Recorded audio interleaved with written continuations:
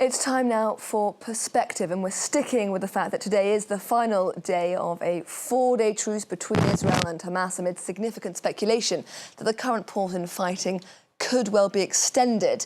My guest today is Gilbert Achcar, Professor of Development Studies and International Relations at SOAS, University of London. Thank you so much for being with us on France 24 today.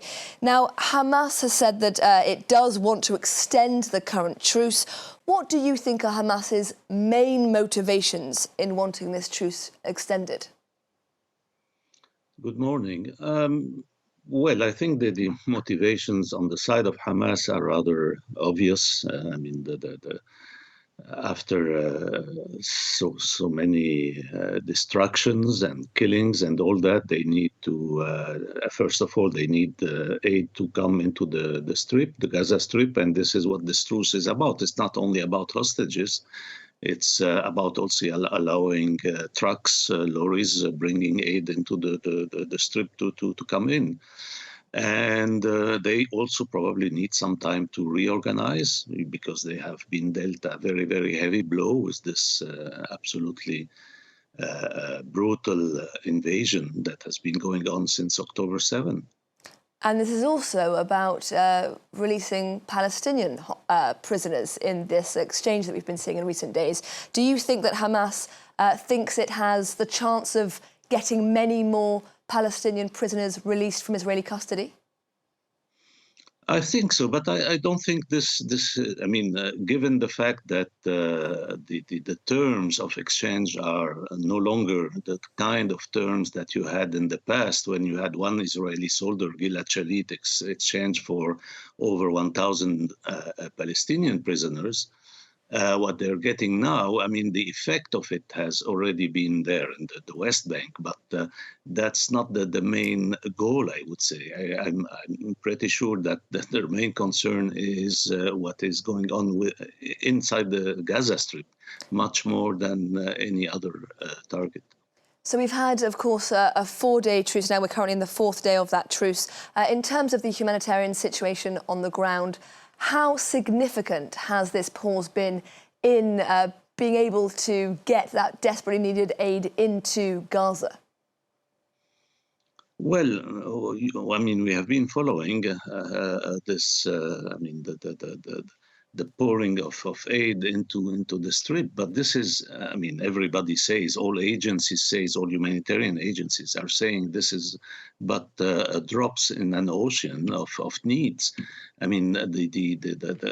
northern Gaza has been practically destroyed. Most of, more than half of the buildings have been destroyed. That means that the rest has certainly been affected.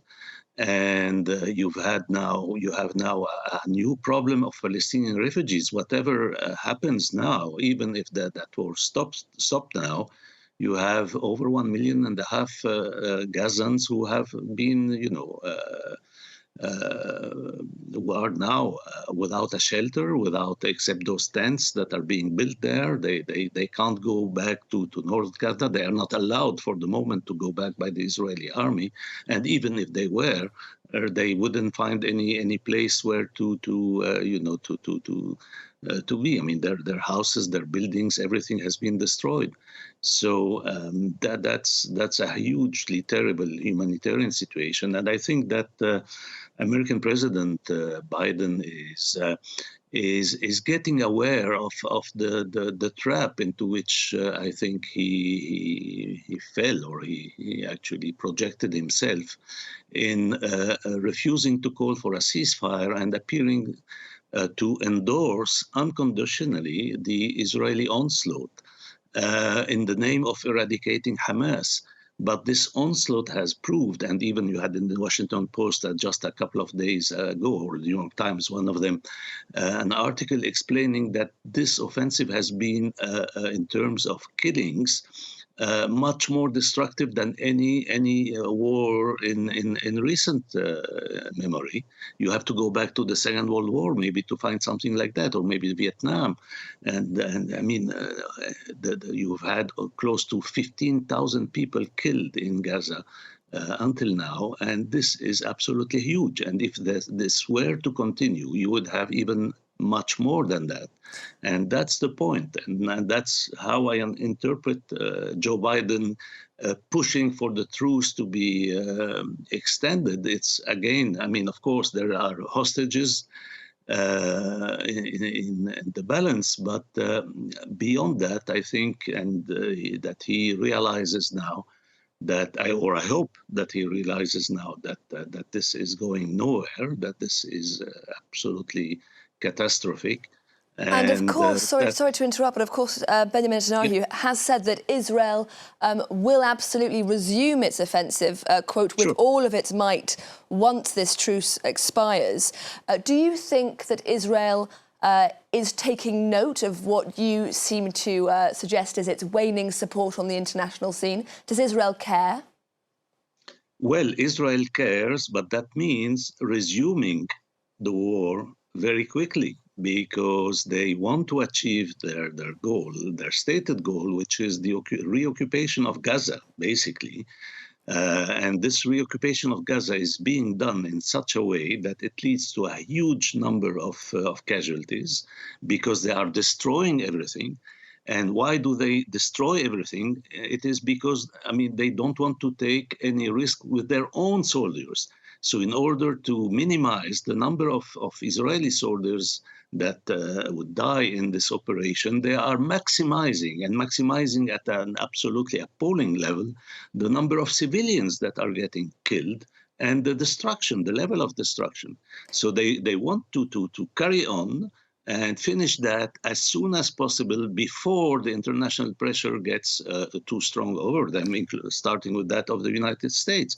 That's exactly the point in which they are. And this is as I said, I mean, this is this impossible situation, and the major blunder of Western governments of unconditionally endorsing such a war, knowing that, I mean, that they have a far-right government in Israel and a government that, I mean, gives no value to Palestinian lives. This is terrible. And just briefly, because we are running out of time, do you think there is a chance that US President Joe Biden will publicly rescind his support for Israel's operation in Gaza? Do you think that's a possibility in the coming weeks?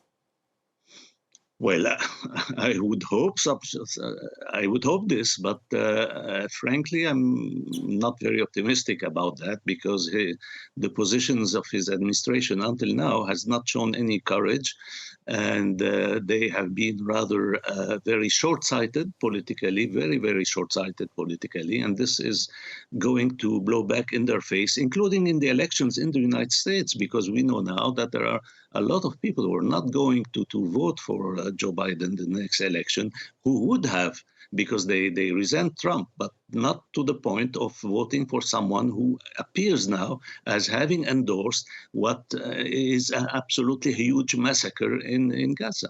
Gilbert Achcar, I'm afraid we're going to have to leave it there. Gilbert Achcar, Professor of Development Studies and International Relations at SOAS, University of London. Thank you very much for speaking to us today. Welcome.